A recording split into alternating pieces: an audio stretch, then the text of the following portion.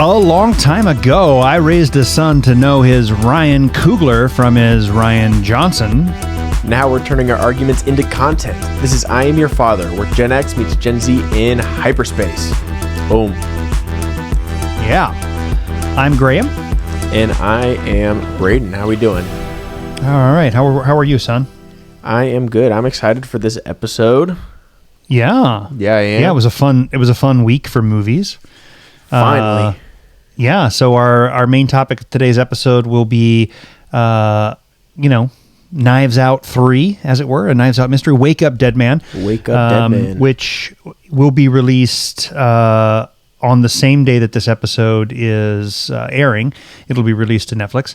But you and I both were overachievers. Teachers' pets. We went out and we tracked it down in the theaters. Yep. And we're going to talk a little bit about that. We're going to talk about the movie. We're going to talk about the Knives Out franchise. We're going to talk about our theater-going experience. But other than that, what's going on with you? Just busy, honestly. Just getting work done, trying to get everything tidied up so we can have an awesome Christmas, awesome New Year's. You're going to be coming here. Yep, I'm going to come there. We have some fun plans. We do. Yeah, we're going to see a couple films while you're here. We're going to be catching up on the world of Pandora while you're here. Yes. For the holidays. But then also, I let you know about a pretty cool little thing that we're going to do. Kind of just a little Christmas surprise. Although I already told you, so it's not a surprise anymore. I didn't make you tell me. Yeah. You made me tell me. Yeah, made me tell you. Yes. Yeah, but we're gonna take the family. We're gonna go see the Matrix shared reality experience at Cosm in LA. And for those of you who don't know what that is, that we've got a Cosm here in LA. There's another one in Dallas. I think they have plans to open a few more, but it's basically it's really similar to, in some ways, to the Sphere in Vegas, but it's specifically designed for movies and sports. Yeah. And to watch sports there. And, you've basically got a screen that goes from the ground and then all the way around you and up over your head. And then in this case, what they've done is they've re-edited the Matrix so that the film comes off the screen and surrounds you. Yeah, it expands around you. I got us a little booth for the six of us. It's going to be a lot of fun. And, I'm very happy. Sorry, I got a funny hair on my mic that was showing up in my peripheral vision and bothering me. I'm pumped. I must have been, yeah. I'm pumped about that, and I'm excited that we get to go. We've been talking about this for a while, right? I think we may have even mentioned it on the podcast. No, we have, 2 or 3 times. That this exists. Yeah. I'm super excited. Yeah, we're actually going. Food, beverage, all that. It'll be a lot of fun. Yep. That's a movie that I fall in love with more every time I watch it. And so to get to see it on that screen is going to just be one of the coolest things ever. I'm super excited. Yeah, because obviously you've never seen it in a theater. No, never in a theater. And not only is it an incredible film to just see in a theater, but hopefully this experience is really cool. I mean, I haven't seen this version of it either. I think that they have edited it a little bit, they've cut it down to try and make it not quite as long. But so that part I'm bummed about. I wish it was really? Every aspect of it, but I don't know what scenes they've cut. But the reviews of the experience are generally really positive. People really like it a lot. So that's interesting. Should be pretty cool. Late night, 11:30. 11:30 showing. Maybe 11, but either way, it's super late. We're gonna be up until 3 a.m. I'm excited. The ladies are not gonna be happy about that. Nope. Definitely not. Yeah. We're going to be the only two enjoying it. It's a gift for us. Hopefully they get some enjoyment out of it at some point. It's going to be good. I think it's just really cool to see the theater. I've been there. I've been to Cosm twice, both times to watch Premier football games and Premier League soccer, right? And it's incredible. I mean, the way they shoot that is literally the entire thing. It goes up over your head. You really feel like you're completely in the stadium. So it'll be interesting to see how they do a film. And So we're going to see that on the 26th. Day after Christmas. Yeah. Yep, I'm excited. Should we dive into our 10 and 20? Yeah, let's do that. Break it down. All right, our 10 and 20, we're going to cover 20 topics in 10 minutes. No, that's backwards. We're going to cover 10 topics in 20 minutes. There it is. On the dot. Speed round, lightning round, as fast as we possibly can. Be super interesting. We'll put these out on the TikToks for you. It'll be fire. So I'll get us started. Our first topic, Last Airbender, Avatar: The Last Airbender Season 2 trailer is out, and there's a lot of excitement about this. You have been a big fan of this. Tell me, what were your thoughts on the trailer, Braden, and how pumped are you for this to come back? Yeah, for context, the animated series, I think, is incredible. Mm-hmm. One of my favorite animated series, period. I think it's phenomenal. Right. The live action first season, I actually didn't finish. I was... not because it was so bad. I was like, I'm not watching this, but unfortunately, it just really lost me. Like, I was just losing interest in it. Yeah. And so I was kind of bummed, although I never really expected it to be too amazing. A lot of the costuming looked very like Party City-esque, and situations like that were just kind of unfortunate. Didn't look very good, but I will say the trailer for season 2 seems to have fixed a few of these things. Like, it looks much, much better. It looks way cooler. Some of the actors feel a little bit more like their characters to me already just in the trailer versus how they felt in the first season. So I think it's pretty exciting. I'm going to give it another shot. I hope that maybe they course correct and give us something really cool. I don't think it'll ever be quite as good as the animated series, but I will point out one funny thing. The problem with casting child actors and then taking too long is this kid who plays Aang looks like he went from 14 to 22. Like, and he didn't actually, but he looks like it. It's ridiculous. It's full-grown man Aang now. It's pretty funny. They're gonna have to say there was a time jump or something, because the all 3 seasons take place within a year in the animated series. There's just no way that they're gonna sell anybody on that in the live action. Yeah, it makes you really appreciate how well they did for like the Harry Potter films and all that, because you didn't really feel that so much. It felt like they were aging with the characters in many, many ways. Really well. Yeah. Hopefully they can stay on top of that for the HBO series, which might end up being a Netflix series. Well, I guess so. Did I jump ahead? Yeah, well, go ahead. Let's go into topic 2. Well, topic number 2, Netflix has won the HBO WB bid, but Paramount is vowing to make a full-blown assault to try to win this last minute. Either way, I'm not super happy. I would imagine you're not either, but I'm sure you have some intellectual thoughts on the matter. Yeah, I mean we're in for a hostile takeover maybe of the WB and HBO. Yeah, it's kind of been crazy. All the out of press nowhere it feels like.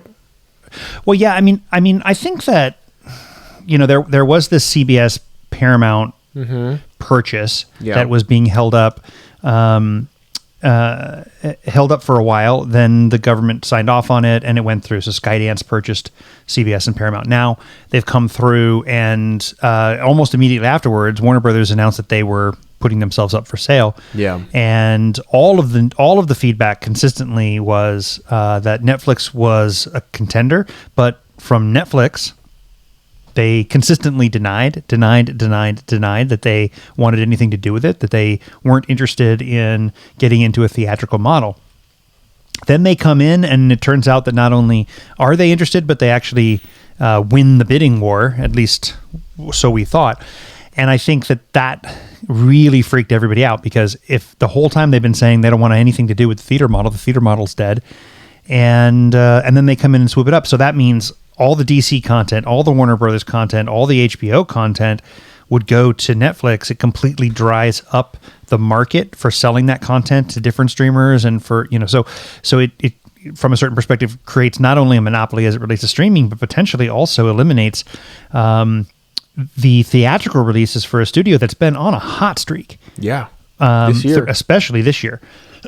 So But now Paramount has come back. Skydance and Paramount have come back, and they basically made an additional offer, and they've made it very public, like $17 billion on top of Netflix's offer. But I'm not sure that that's any less of a monopoly. It may protect our streaming, because it's not like Paramount Plus has anything like the power of Netflix. Nothing. But to me, I don't think that there's a streamer that I care about more than HBO. Right. I agree. I legitimately, they could produce a documentary or a limited series about almost anything with almost any star, and I will trust them. I will dive into it. Now, Netflix over and over again. Netflix, on the other hand, they've got a couple high highs, but they've got a lot of low lows, and generally speaking, I would say it's mediocre at best what they are producing on a regular basis. More often than not, yeah. So I think it's interesting. Nobody in Hollywood or the entertainment industry at large is really happy about either of these things, but we'll see. I mean, I just was reading like an hour before we've started recording that someone in the city of Las Vegas, where you live, has filed a class action lawsuit against Netflix. Yeah. Just as a personal, they identify themselves as a HBO Max subscriber. Yeah. And based on that, they're filing a class action lawsuit against Netflix. So I think we're in for some craziness, and I'm not sure that either outcome is good for us as movie and TV lovers. Yeah, I'm definitely... The aspect that scares me the most is just the death of the theater going experience, more or less. Yeah. So, yeah, it's Speaking of Netflix and theaters, hopefully they could learn a lesson from this, because the Stranger Things series finale is going to be available in theaters New Year's Eve and New Year's Day, but tickets are a little hard to come by, or rather, concessions vouchers are a little hard to come by. We've seen there's 500 theaters that are showing it, and by all accounts, they were sold out within an hour to 2 hours. At least any seat worth having. Yeah. Across the country. What are your thoughts on this whole thing, as well as did you get your theater vouchers or your concessions vouchers? Yeah, we got tickets, and I'm excited. But like you said, I had to sort through a bunch of different showings to finally find one that didn't only have the front row open. And yeah, same. So, I think that's also pretty cool. It's been a while since I've had to fight so hard for tickets to anything. So, that's pretty cool. I hope Netflix learns from this, realizes people want to see these things on the big screen. And the CEO is just so adamant about the theater going experience being dead and dying. Yeah. And I hope this proves him wrong. I hope he's open-minded. I hope everybody at Netflix just figures this out, because this is exactly what we want. More movies like Knives Out showing in theaters, and then also, some shows like this, finales especially, really worth being on the big screen. I'm super excited for it, and I think it's going to be a great way to spend my New Year's Eve.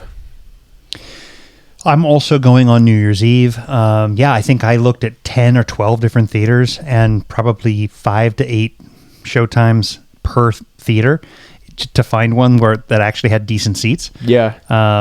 It was tricky. I don't know. It's weird. I'm worried that they are not going to learn a lesson from this. I'm worried that they're going to see this as maybe further justification for their strategy, because this is a bit of a phenomenon for them, right? This is a decade-old franchise that they have been milking pretty successfully, and it has an insane cult following.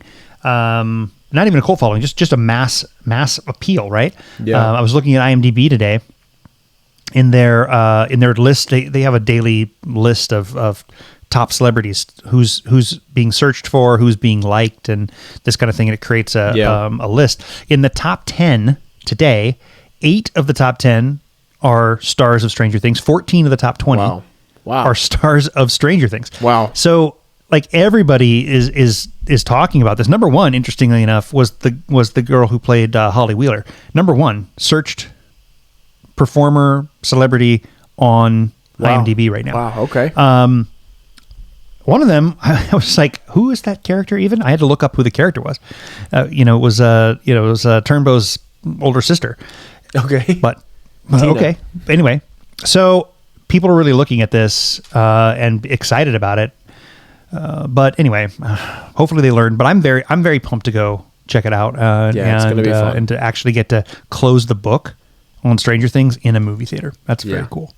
Speaking of movie theaters, you just saw Kill Bill, The Whole Bloody Affair in theaters, right? I didn't get the chance. I did. You did, right? I did. Hit me with your quick 2-minute review. Okay. You know, so first of all, it was a lot of fun. I had a blast. I'm really glad that I went. Went with my brother-in-law, and we, the whole thing, popcorn, soda. It was a great experience. It was a lot of fun to enjoy Kill Bill again in a theater and in a slightly different version. But ultimately, I found myself asking whether or not the whole was greater than the sum of its parts. I don't know that I really felt like, oh my God, I have a new appreciation for this film as one entity versus what I thought of it as two separate movies. It's a little tighter, which is good. They've pulled out some of the exposition, especially in the second half. Stuff, there's very little that's added, But it was weird because I also found myself having this weird like Mandela effect where or experiencing one where I kept thinking like, well, was that changed? Was that changed? Was this different music? Is that a different cut? And I went back and I scoured the web and then I rewatched sections of the original theatrical releases at home. No, almost every time that my brain thought something maybe had changed, turns out it didn't. So I don't know. It was an interesting experience. I'm really glad I went. Ultimately, I don't know. I think you should see it when it's available to stream. You should watch it. I will. But I don't know that it. My personal opinion is I don't think it's going to become the way that I watch this movie or movies going forward. I think I still sort of prefer it split into. Also, there was a 15-minute intermission in the middle of this movie, right where what's the first movie ends.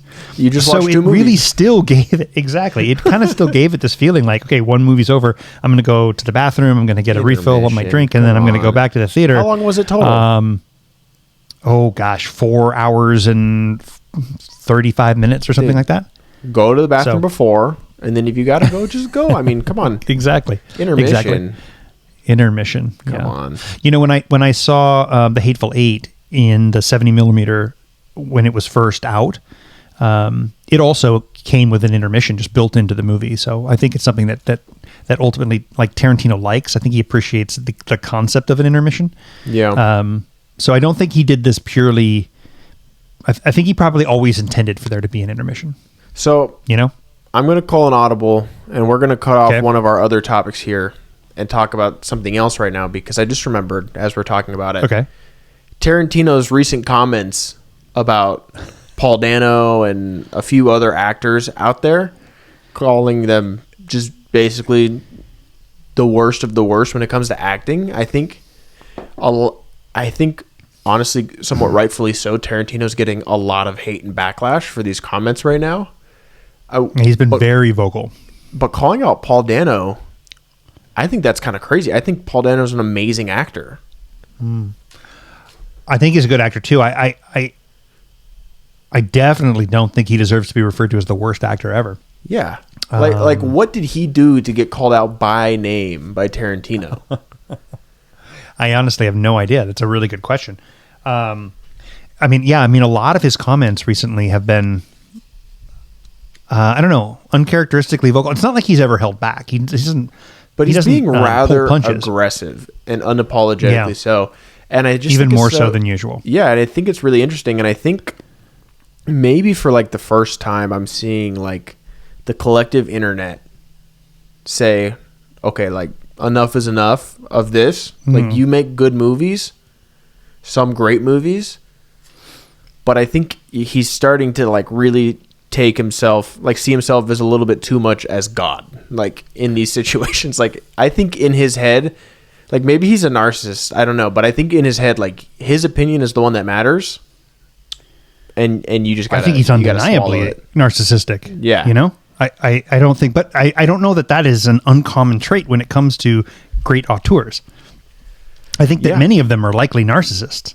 That's not an excuse. It's just it's something that I think I identify as a reality of that situation. You know? No, it definitely brings up an interesting question. Is like, is it excusable just for the sake of art? You know, I don't know. Right. Yeah. Likely not. Likely not. Okay. Yeah, likely not excusable. No. I mean, I definitely have always liked his films. I don't know that I've necessarily ever liked him like as an individual person. Like I wouldn't want to hang with him. No, like maybe 45 minutes to an hour. Like have a before you started to feel a little gross. Yeah, exactly. Just kind of feels like kind of guy you would walk away feeling a little gross. Yeah. No, there's no doubt. Yeah, I mean, it's one thing to talk your skip? shit. It's one thing to talk your shit, but it's another thing to like start bringing other people in who have nothing to do with anything. Yeah. I found it really bizarre and really unfortunate. But I think Go ahead. Okay, I was just going to say, I was going to answer your question from just a minute ago. You said, which one are we going to skip? I was just saying, I think we could skip 8 because I don't know what this is. You barely know what it is. It's fine. 8? Yeah, all right, that's fine. That's fine. But I'll move on. We'll mention it to another. Go ahead. Yeah. So, Golden Globe nominations. Yes. They've been released. Mm-hmm. And as always, they're interesting. They're always interesting. Obviously, what's getting recognition, what is not. Were there any standouts either way for you? Yeah, I think I'm always a little on the fence when it comes to the Golden Globes. It always seems like maybe they're for sale. I don't know that I feel like this year is all that different. In some ways, it doesn't. It feels like just as wonky as usual. There's certainly some movies that I think were in my top 5 that are among the most highly recognized. One Battle After Another and Sinners particularly. Both got a lot of nominations. I think One Battle After Another was the top nominee, and Sinners was tied for second. Both got a lot of really good nominations that they deserve. Both fell short in a few categories that they probably should have been recognized in, though, in favor of films or people that are part of films that I think are at least in my opinion, less than. But there's some weirdness. I mean, like, I think one of the strangest things is this category. I think it's a newer category for them, if not brand new, called a Cinematic Achievement Award. Yeah. And that includes K-pop Demon Hunters, which was in theaters for 2 weekends. Yeah. And it includes Avatar: Fire and Ash, which has yet to be released. Okay, yeah, that is strange. So I don't know what the achievement is that either of these films. I mean, listen, K-pop Demon Hunters in 2 weekends. I mean, it set records. I mean, it blew up. It was a phenomenon. It was awesome. But it was a combined 6 days. Netflix gave us 6 days of that film. It did make the most of those 6 days for sure. But it definitely did. You know what's so interesting? We've got a Cinematic Achievement Award for a film that hasn't even been released yet. It's very strange. Very strange.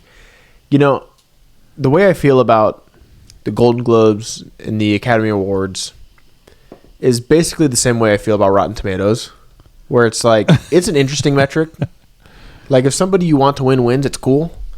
But it really doesn't mean that much because so much of it is just bull crap. Like, so much of this is BS. Like, there are plenty of movies that deserve more recognition. There are plenty of movies that get way too much. Half the time you watch the Best Picture nominees and you walk away having rated 3 or 4 of them, 3 out of 5 stars, like it's always been funky. They never really, I've never lived consciously through an Oscars or an Academy Awards where a lot of people have been like, yeah, that was a good year. That made sense. All that. It made sense. That all made a lot of sense.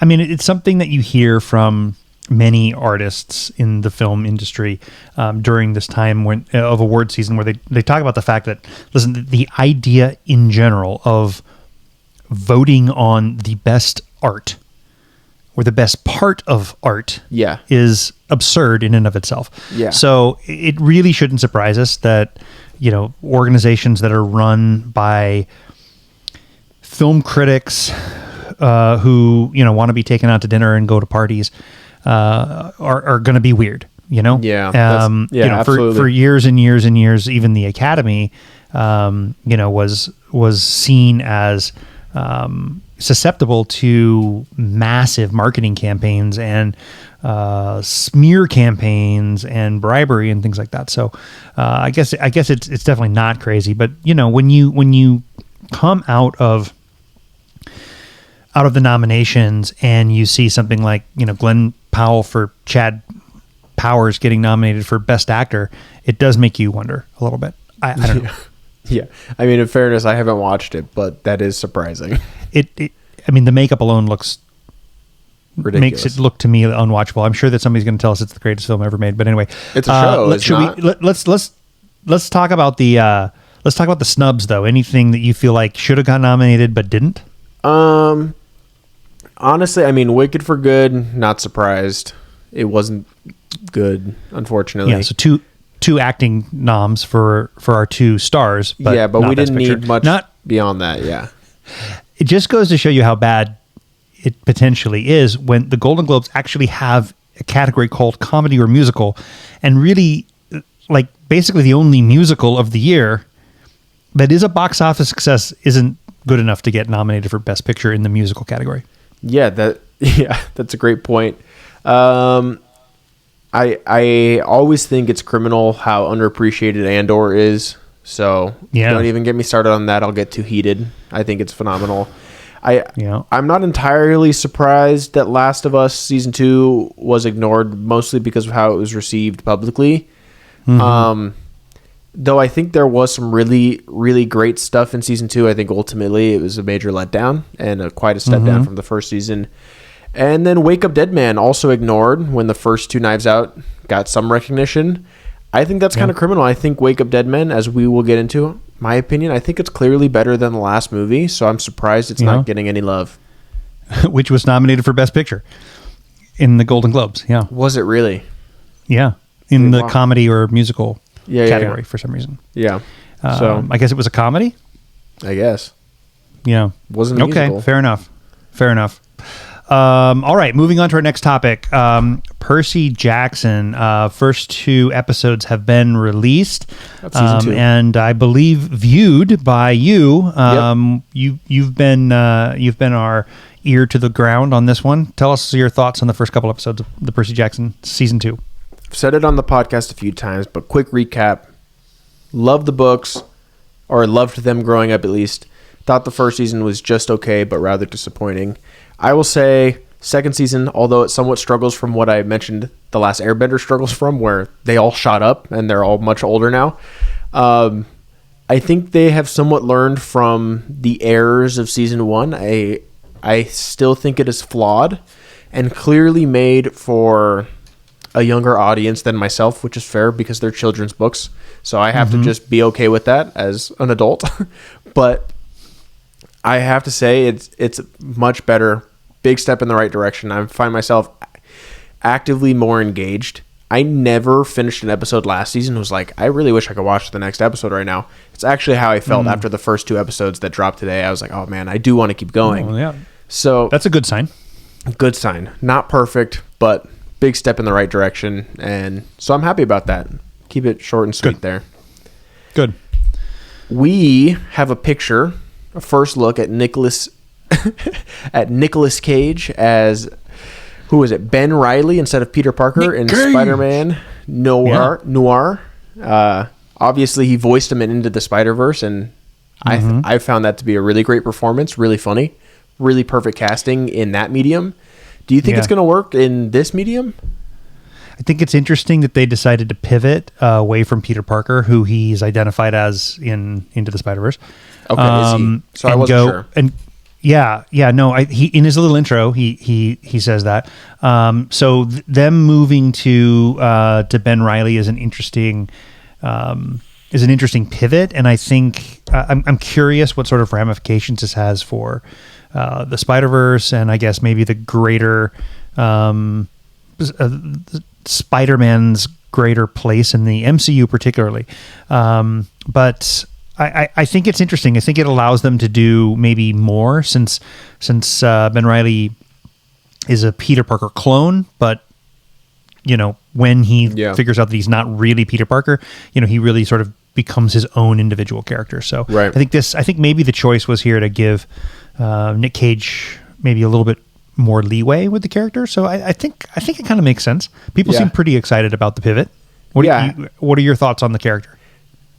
I mean, I have no issue with the change at all. Like you said, I think it opens up some fun doors. Expands the playground a little bit. I still am not sold that this is going to be any good. Like, it could be. I would love for it to be. I'm still not sold at all. Like, Nick Cage is like 70 years old. Not actually. He's a little younger than that, but he's getting up there. And he's playing a Spider-Man.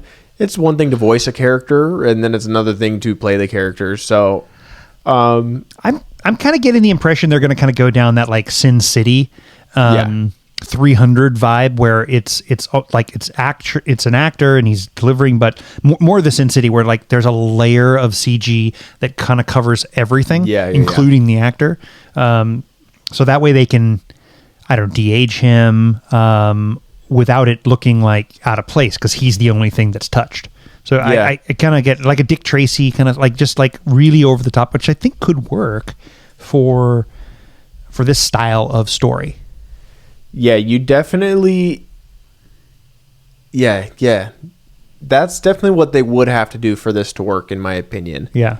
And I'm trying to look it up real quick, because what you just said was interesting. What is it called? Oh, yeah. That vibe of just having like that basically video game or CGI filter over everything. Yeah. This isn't your homework assignment, but I do think you should check it out. I just watched a movie. It came out this year. It's called In the Lost Lands. In the Lost Lands. In the Lost Lands. I believe directed by the same guy who did all your Underworld movies. Oh, okay. Paul W.S. Anderson. Yeah. The other P. Anderson. Yes. P.W.S. Anderson. Yeah. So this is interesting. This is not a good movie. It's horribly acted. Oh, yeah. But in a Zack Snyder kind of way, it is kind of just freaking awesome in a lot of ways. So this is not required, but if you wanted to just watch something in that style, you should definitely check this movie out. I found myself like feeling very guilty that I was somewhat enjoying this movie. It is absurd to the highest degree, but in some ways, almost like in certain ways how Mad Max is in other ways, although Mad Max is good. It's just like you're watching this, you're like, this is freaking awesome. Yeah. Co-written by George R.R. Martin. I missed that. Yeah. Yeah. Okay. Yeah. All right. I enjoy Mila Jovovich. Yeah. This isn't, so we'll see. Yeah, I'll check it out. I think it's on Hulu. It looks weird. Yeah, it's weird. It's on Hulu. It'd just be a fun watch. You don't have to pay too much attention or anything like that, but sit down, have a drink, and have a laugh. Fair enough. All right. Our last topic in our 10 and 20, we got some updates for Supergirl. Yep. The James Gunn produced Supergirl. We got a movie poster, a synopsis, and a promise of a trailer tomorrow. What are your initial thoughts on the limited that we have? And I guess we'll get a little bit tastier bite tomorrow. Yep. So we have the new poster, which I like. I like it similar to how I liked the last poster. Mm-hmm. I like the direction they're going, especially it being fresh off of Superman. Yeah. They're really just giving us a contrast between the two characters and how they are. So this one says truth, justice, and then the American way is crossed out and it says whatever, Whatever. So it's just, and I obviously loved the first poster where instead of it saying look up, the up was crossed out, said look out.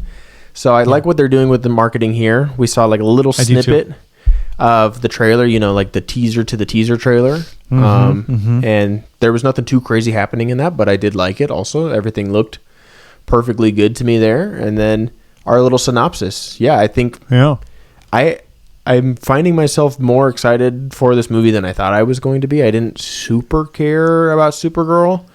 I never have had any major connection to her, but I think I'm going to like it. I think James Gunn is also using it to set up his DC universe. I think maybe we're going to get a little bit of a Brainiac situation. That's my theory, which seems to also lead into the next Superman movie, Man of Tomorrow. So I'm on board. The gun never jams, so we'll see.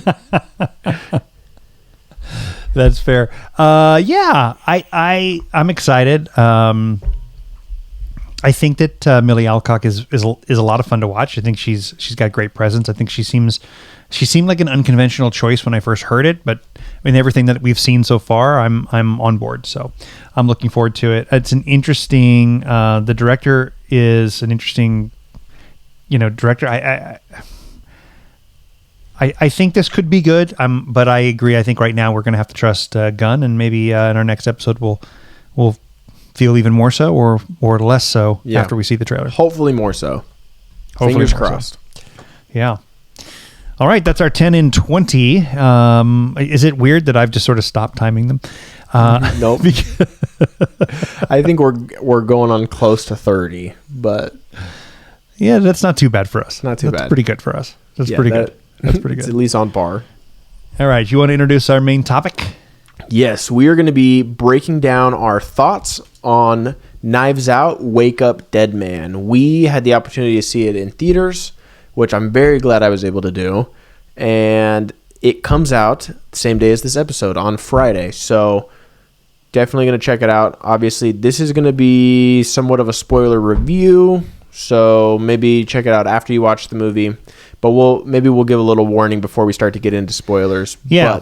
Why don't we start with our high level thoughts without giving anything away, and then and then do a spoiler announcement a little bit later in. Yeah, that sounds good. So I'll start off by saying this is a franchise that I enjoy very much. Right away, Knives Out became one of my favorite mystery movies. It just had a certain swagger to it that was super fun.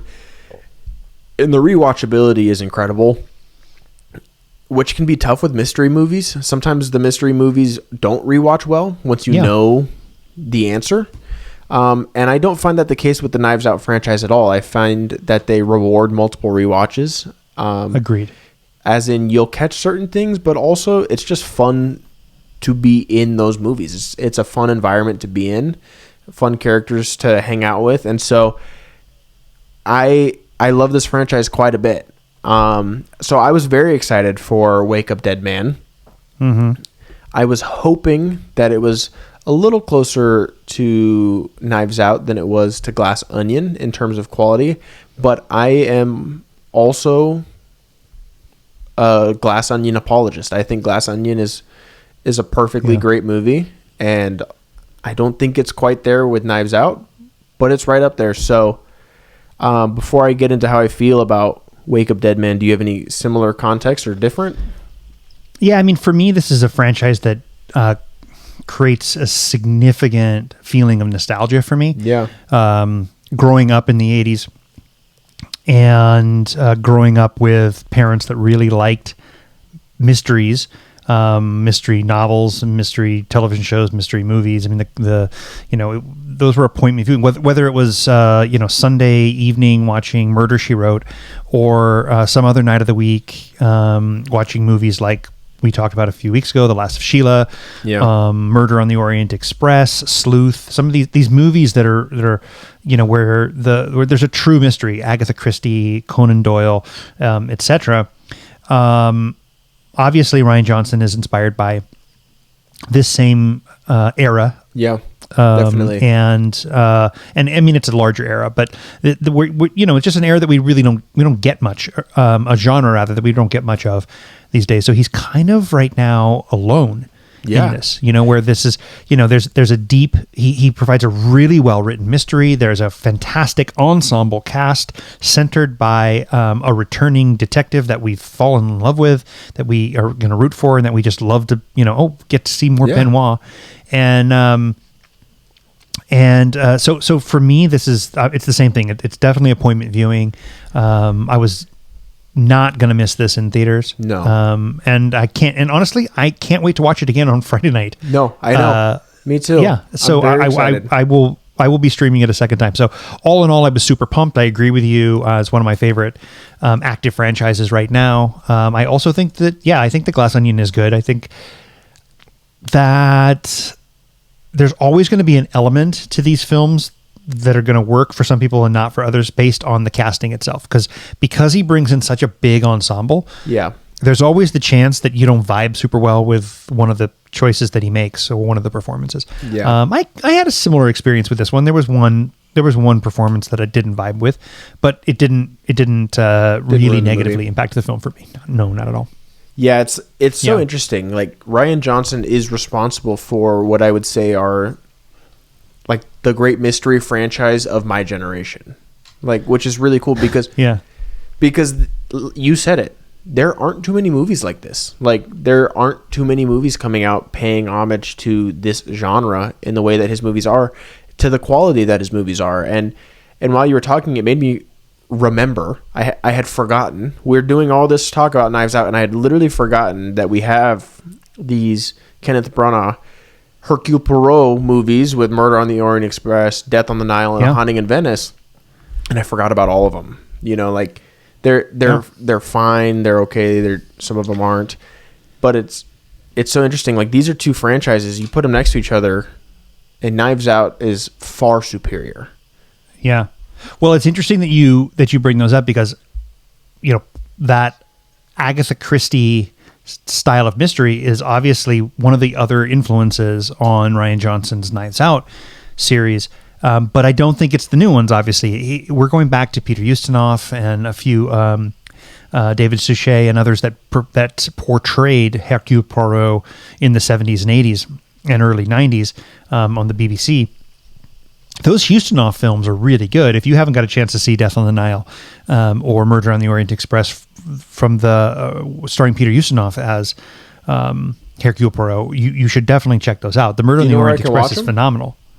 I don't off the top of my head. I'm pretty sure that they are available to stream somewhere though, but we'll figure that out. But I would love we're talking about the performers in there are like Ingrid Bergman from Casablanca is in it. Sean Connery is in The Murder on the Orient Express. I mean, it's a similarly stacked cast, and Peter Ustinov is fantastic. So those books are every bit as good. Those books are better than the Knives Out mysteries. But these more recent adaptations are a bit of a letdown, unfortunately. Yeah. Well, let's dive into the actual movie. Okay. I'll say right off the bat, I gave it a 4.5 stars.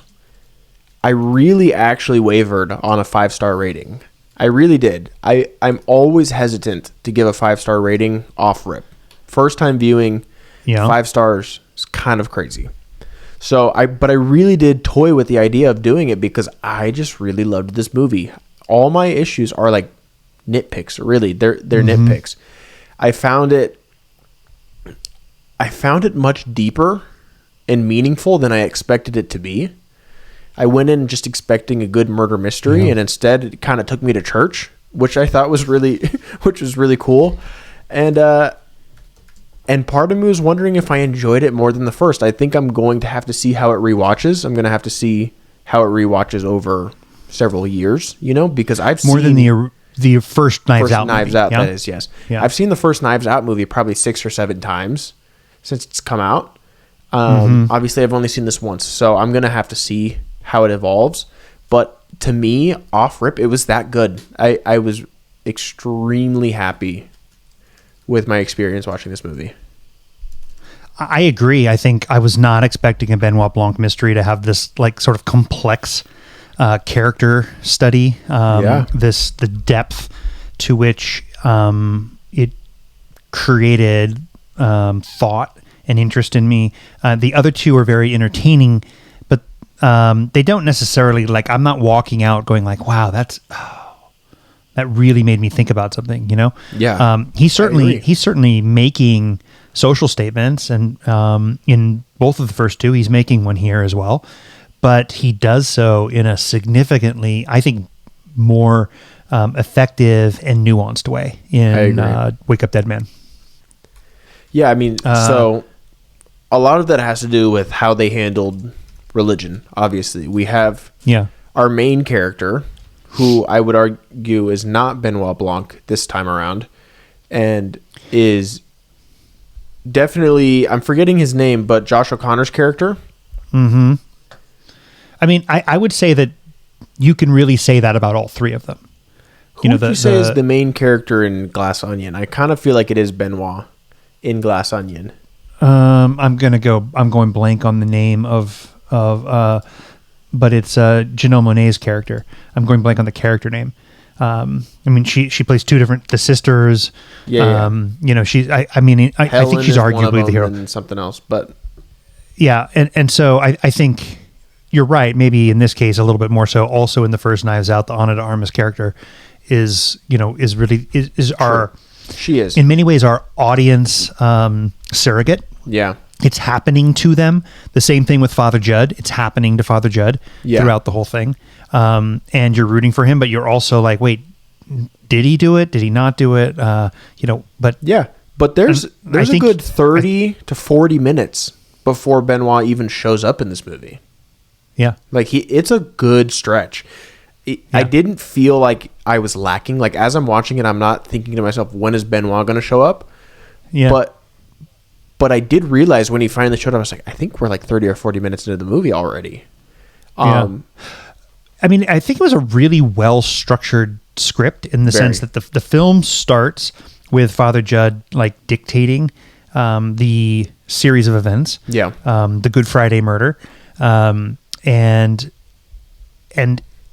you are given the impression that he is soliciting Benoit Blanc to come and help solve the case. Yeah. Only to later find out that that's not the case. Yeah. That he is in fact sitting right next to Benoit Blanc while he's writing this down, based on Benoit's request. Yeah. So it's really good. When we come back to that moment, it's a great like okay, and I know where we're at. Yeah, I know where we're at now.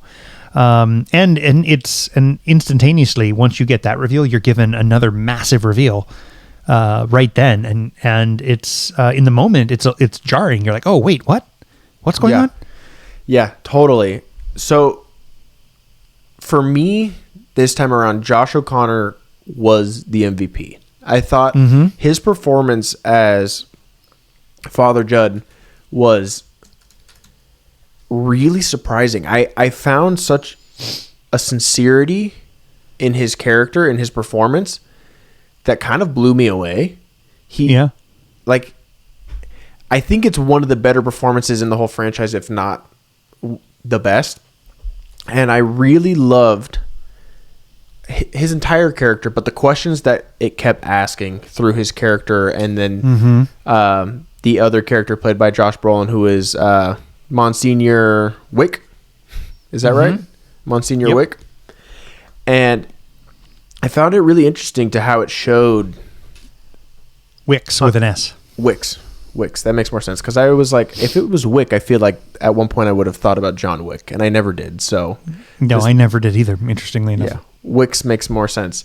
But I thought it was really interesting and beautiful the way that it showed both sides, unfortunately, that exist with Christianity and Catholicism in practice, and that's the side of the people who take it and abuse it and use it to gain power and authority and over people, individuals, over society, and so forth, with just abusive, angry, judgmental, power hungry, all these things. But then it also showed, and that was all through Monsignor Wick's character, right? But then we have Father Judd and his lackeys. Exactly. And then we have Father Judd, who's coming into this situation with a good heart. He's a flawed person. He's cursing all the time. He's aggressive, like you would say that he's a flawed priest, right? No, I mean, metaphorically, he is the redeemed sinner. Exactly. Right? And we see graciousness, love. He's accepting, he's gentle, but he's also firm. Like, we see these things that are core beliefs in Christianity, but oftentimes aren't seen. And so I thought it was really just handled in a way that I really, really appreciated, where it didn't take a stance as Christianity is evil or Christianity is the way, but it said, these are two ways that this religion acts. These are two ways that this religion operates, or these subsets of religions, or whatever. This is the reality of the situation. And so let's pose some interesting questions. Let's put them up against each other. Let's make you think about it and walk away coming to your own decision. I just thought it was handled really eloquently. I think I agree with you to an extent, although I disagree that you're able to walk away to make your own decision. I think if you walk away going like, poor Monsignor Wicks, he really got a raw deal in this. No, like that's not what I mean. You've missed it. You're very clearly. That's not what I meant. You're very clearly led down a path where you're like, oh yeah, no. I mean, Pastor Judd's. Is it pastor, right? Anyway, Father. Father Judd. Father Judd sees the truth in the example that Christ sets for us, and in the example in the actions that Christ asks us to take. Yeah. He says a lot of things. I'm going to paraphrase him, I'm sure, but he says a lot of things about, we're not meant to rule the world. We're not meant to fight the world. We're meant to love the world. Yeah. And and I think what was it? It was this, not this. Arms open, yes, not in fighting not stance. this, right? Exactly. Yeah. And I think, I was watching something earlier today that was not necessarily related in any way to Wake Up Dead Man, but instead was a similar like commentary, I think, on Christ and Christianity, and I think the really interesting point that Father Judd shows us is that when you look at an individual like Jesus Christ, and you look at his teachings and everything that he stood for caring for the poor, caring for the weak. He was very against the idea and preached openly about the corruption that wealth brings, and the one power. thing that he raged against more than anything else was religious hypocrisy. Yeah. And in fact, it would be the only thing he raged against. This one time that he literally like loses his temper and starts flipping tables and going ham. It's about religious hypocrisy. So everything that Monsignor Wicks is standing for isn't Christ-like in any way at all. Right. And is clearly an abuse and a perversion of Christ's message. And I think a total manipulation. It was really powerfully told, and in some ways so well told that it overshadowed the mystery of the film. Like the film's got a great mystery. Yeah. But there were times when I'm like, wow, man, like you said earlier, take me to church. Like it was like, but maybe not take me to church. Take me to God, not to church. That's what I'm feeling right now. And it was great. I thought it's been so long since I've seen a movie or read a novel or anything like that really like made me go like, okay, I really need to like digest these thoughts and think about this. It was really cool. I enjoyed it a lot. There was even a moment for that reason. Yeah, 100%. There was even a moment in the movie that I was like, I didn't even see this coming. I didn't expect this to happen, but it kind of blew me away. Like the moment where Father Judd he's swept up in the mystery. He's swept up in solving the mystery with Benoit. Yeah. And he's dead set on proving his innocence. Like that's what this is all about to him, is proving his innocence, right? Right. And he has a moment where he's like, what am I doing? Like I've become so absorbed in this that I'm not even acting Christ-like now. Like, is this what's even important, or is it tending to my flock? Right. So it was so interesting. He looks at Benoit and says, I put my faith in you. Yeah. I put my faith in you. And from one reading of that, you're like, oh yeah, he let you down. But the real reading of that is, I shouldn't be putting my faith in you. You're a person, you're a man. That's not what I'm here for. And so then I love how this affects Blanc, because because I knew pretty early on when he said, like, as he's like trying to like, he's asking all the questions and he's like, oh, you wait till you see the moment, like the moment where I stand up there and I declare, like, as he's saying this, I'm like, okay, clearly this movie's going to go a little differently, because that is the best part of every murder mystery. If it's done right, right. Every mystery movie, that is the best moment. And so when that moment comes, they did such a great job at staying true to the message that they're delivering while still giving us, the audience, everything we expect from a movie like this. Mm-hmm. And I just love the moment.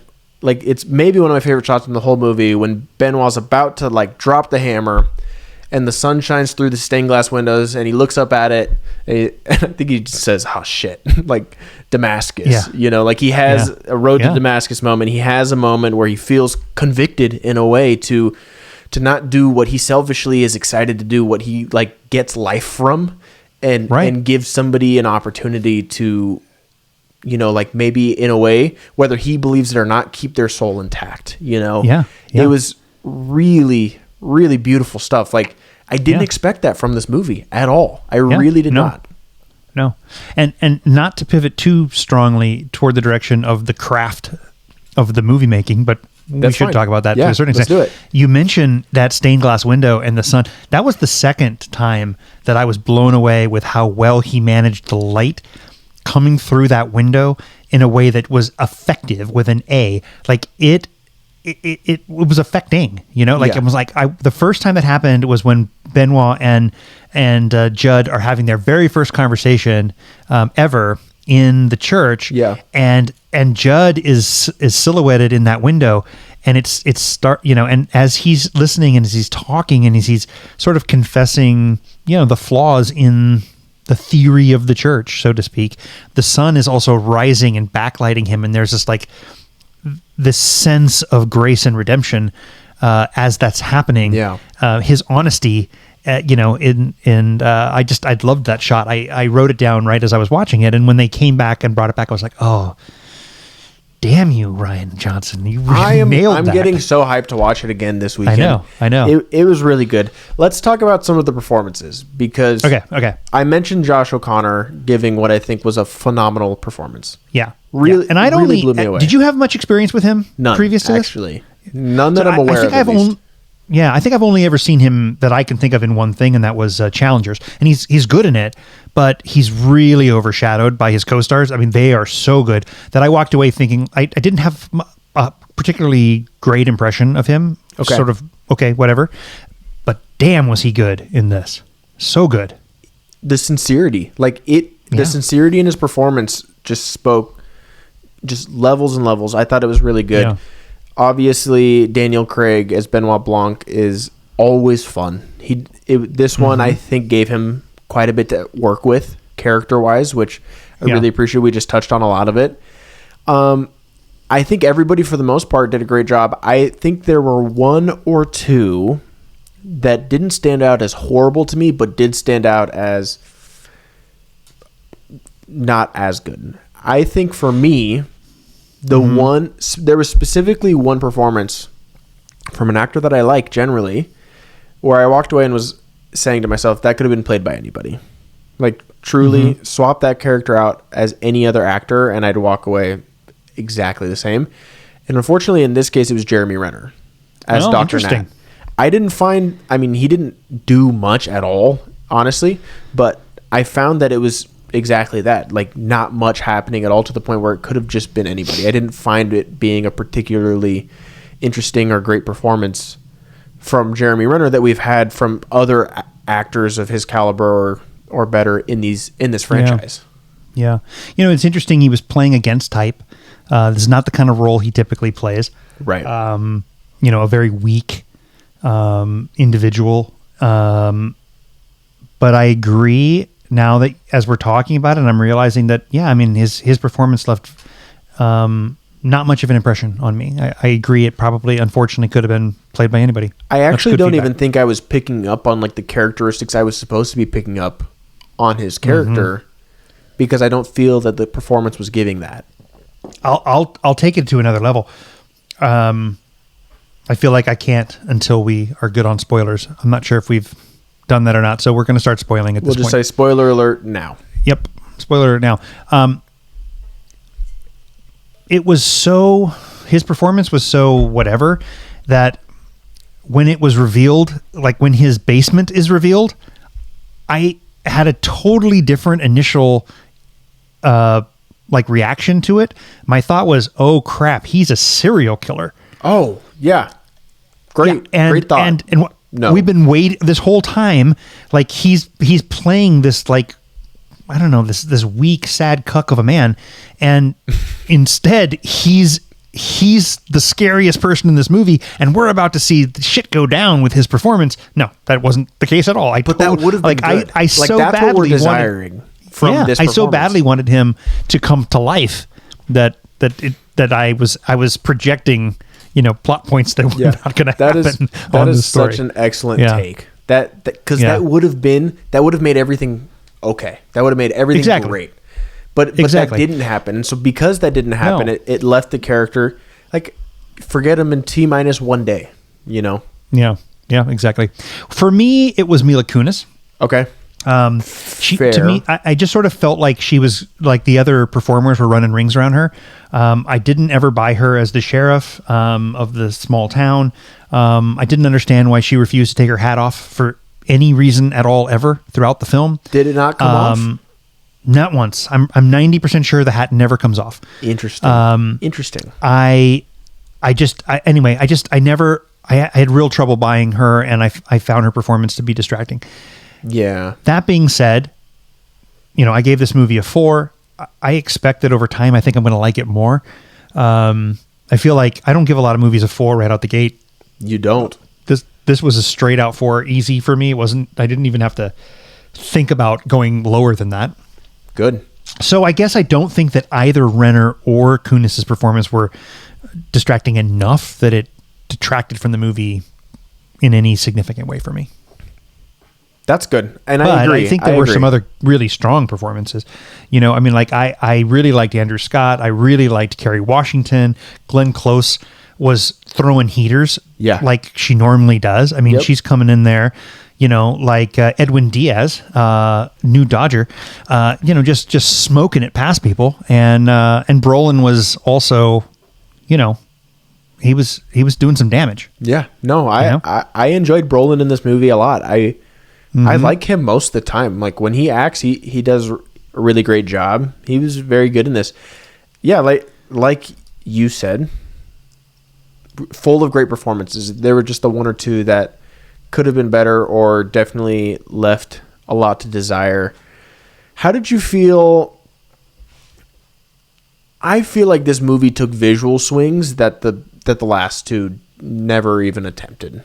Like this was definitely the most different looking Knives Out, because we come from the very first one that has a very specific aesthetic. I love the aesthetic of the first one, the manor, all that very classic Clue vibes, Yeah. And then we go to Billionaire Island. Everything's sleek, glass onion, rich and fake. Everything feels fake. Exactly. But that's done on purpose. That's part of as the story unveils, you realize how fake everything is. Yes. And yeah.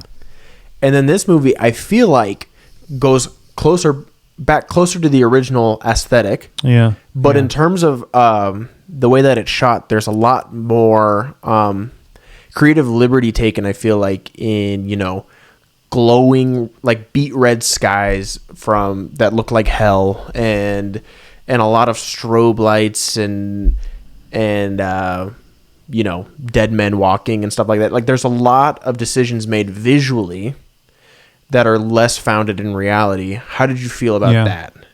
I thought it was really solid. I enjoyed it. Like I said earlier, some of those shots with in the church and the way that they're using what looks like natural light coming through and shifting as the scene is going on, and sort of the light is in some ways like responding to the dialogue and responding to the plot points. I thought that was really the well room done. Went gray just because the sun was covered by rain clouds.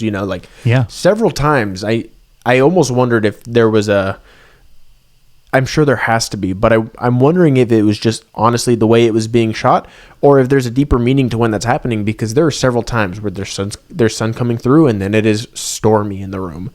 I thought it was really cool. Yeah, I'm looking here. It looks like it's the same cinematographer as Glass Onion.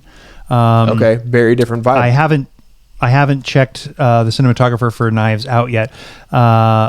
But what's his name? His name is Steve Yedlin. Steve Yedlin is the cinematographer, and he is the cinematographer also on Glass Onion. But I agree. I think it takes bigger swings than Glass Onion does for sure. But maybe that has as much to do with the difference in the story and the setting as anything else. Definitely. Yeah.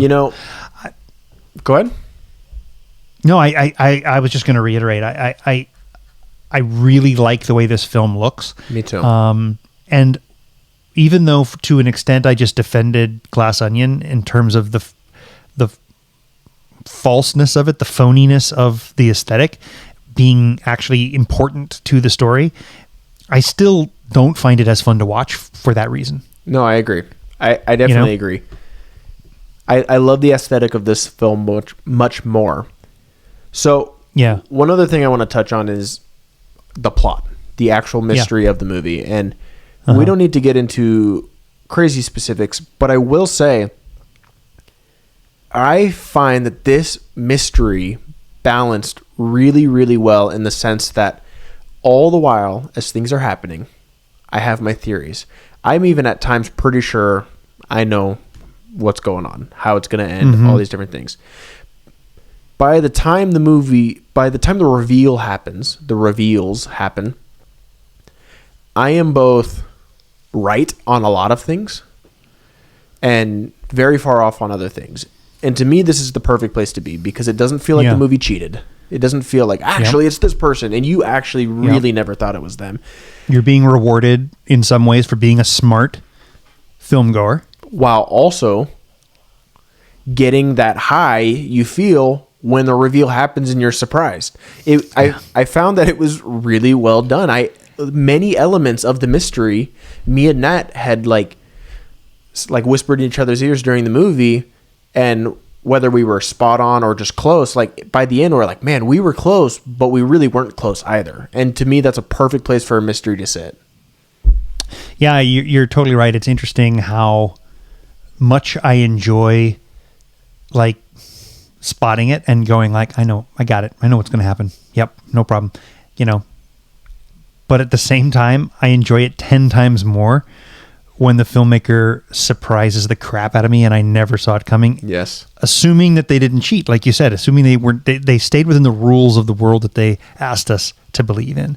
And this does this. I mean, in some ways the mechanics of the crime are less believable than the previous two, but I don't know that I cared at any point. They weren't so unbelievable that I didn't buy them. Yeah, I agree.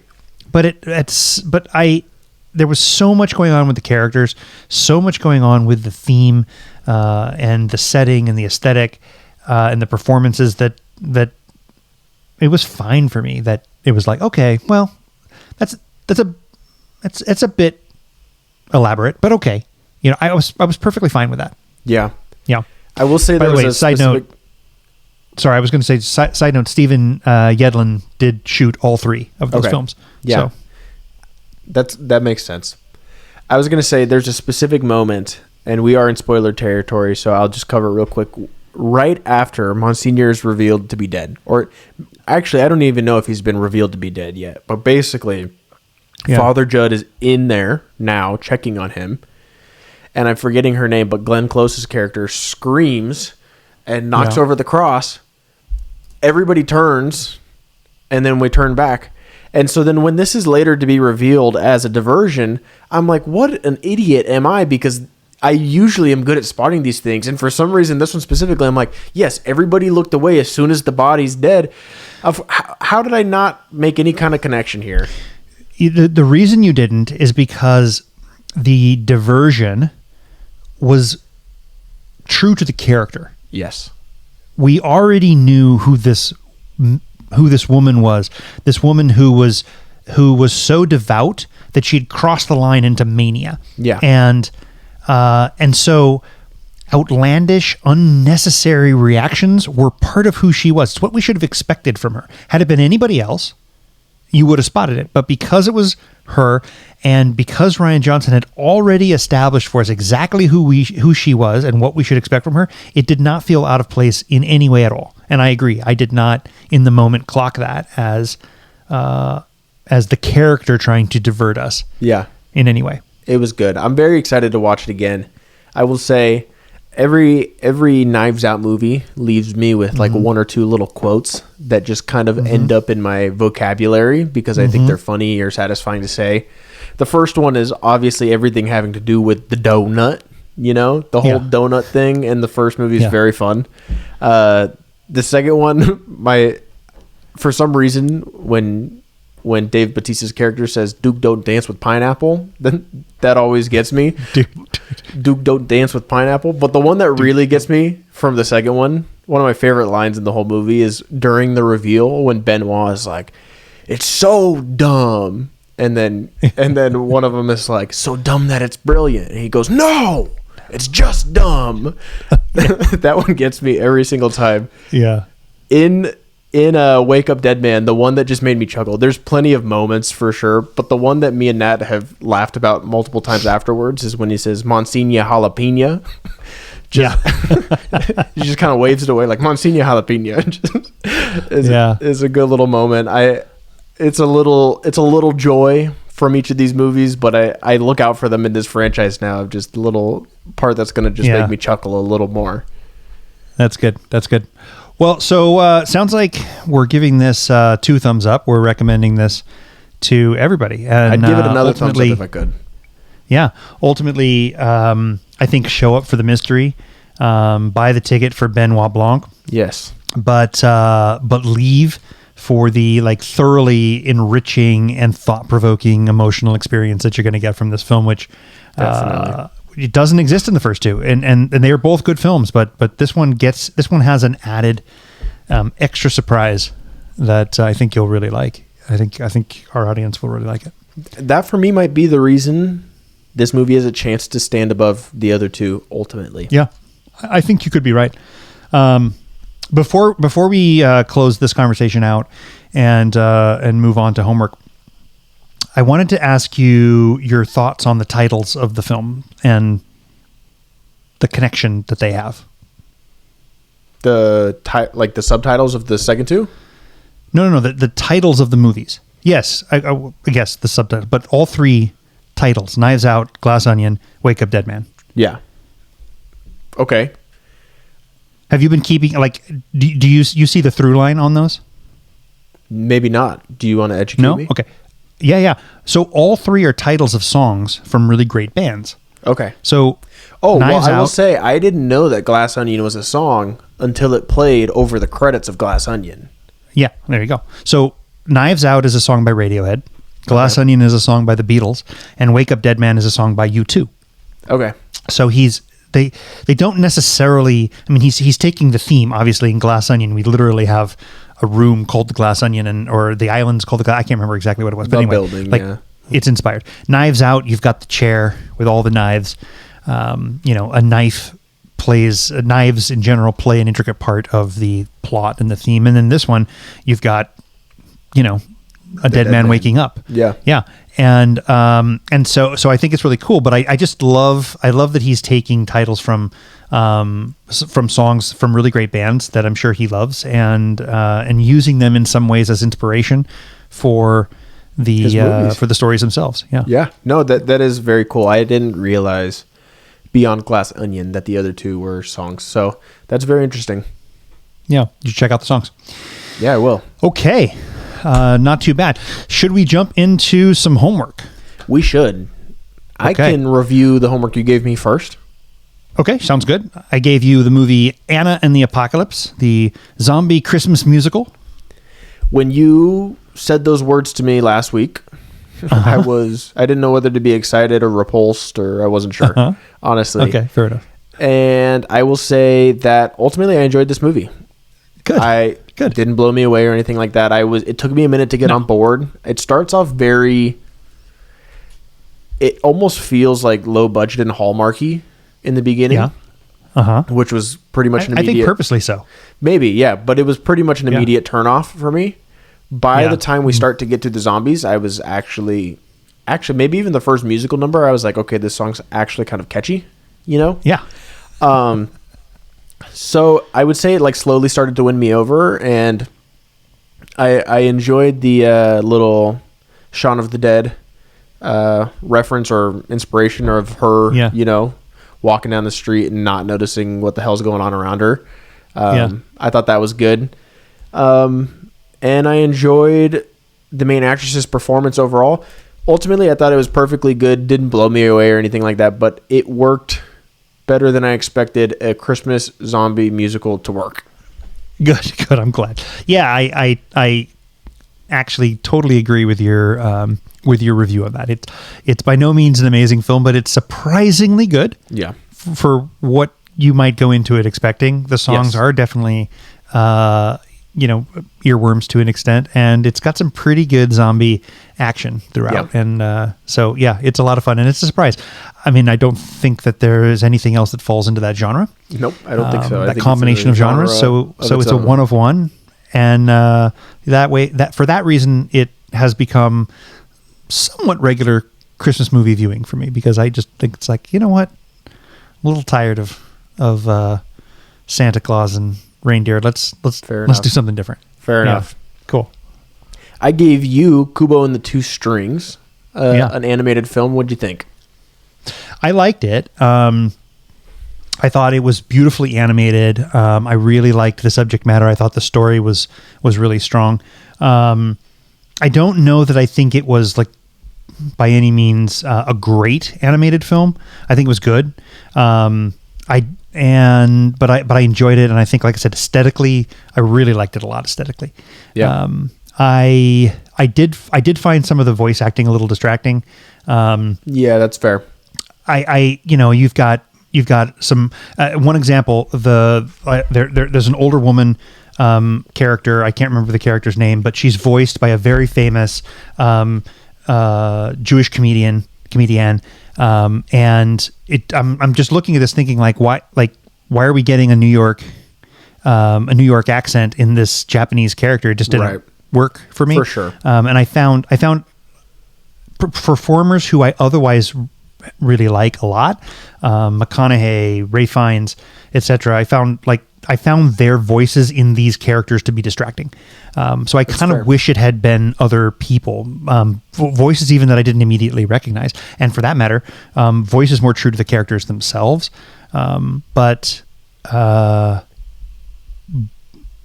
So that's my big critique of it. But I did enjoy watching it. And as I said, I think it's beautifully animated. Yeah, that's pretty much what I was banking on.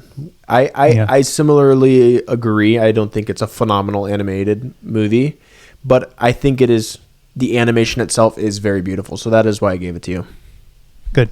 Yeah. No, it was a fun choice. Didn't require like so much attention that I had to it was easy to watch, I guess is what I'm saying. Other than the voice acting. Sweet. This week. All right. I will give you... You got something new for me? I got something new for you. Okay. I'm going to give you a movie. I know it's on your watch list. So that's part of why I'm giving it to you. I know I'm not going to sit here and tell you what I think about it yet because it's fairly new. So it's a movie called Begonia with Jesse Plemons and Emma Stone. Yeah. And it's a really interesting movie about, extremism, propaganda, some of the conspiracy theorist situation. Yeah. And then also in a way like corporate America, it's very interesting themes. And sounds like an interesting minor detour from the movie we just reviewed. Yep. Yeah. So I'll tell you, it's a bizarre movie. I'm just going to tell you that. You have to go into that expecting it. It in a lot of ways it's a drama, in a lot of other ways it's kind of a dark comedy. So I'm very curious to see what you think by the end of it. Okay, I can't wait to watch it. Like you said, it's been on my watch list. I feel like Yorgos Lanthimos, I think is his name as the director, is for me hit or miss. So I'm hoping this one's a hit. Yeah, hopefully we will see. We will see. Okay. I am going to continue a theme of remarkably, let's say, unconventional Christmas movies. This one's really only Christmas for about 10 minutes, but I'm going to give you Monty Python's The Life of Brian. Okay. and I kind of don't want to tell you anything else about it, but I do want to clarify something just to make sure. You really don't have much experience with Monty Python at all, do you? None. Okay. So, so this is, Monty Python was a sketch comedy troupe that really sort of set I would say, rewrote the rules that it inspired Saturday Night Live and SCTV and Mad TV and all these sort of things. They did it first. They came out of a society that was very stodgy, stiff upper lip British society in the BBC, and they were breaking all the rules, and they just are really quite bizarre. So this is without doubt bizarre. Okay, but 2 bizarre homework assignments this week. There we go. We got some two bizarre ones. So I'll be watching Begonia sometimes. I'll be watching Begonia by Yorgos Lanthimos, and Braden will be watching Monty Python's The Life of Brian. Sounds good. Yeah. All right. So we ranked and we debated. We've disagreed, though not about who shot first. It's all just another day in the galaxy. So whether you're Gen X, Gen Z, or somewhere lost in the timeline, please continue to listen, like, share, and subscribe to I Am Your Father. Until the next episode, remember that with great power comes a great second breakfast, but winter is also coming. So may the Force live long and prosper with you. It's a donut. Good night. Love you, son. Love you.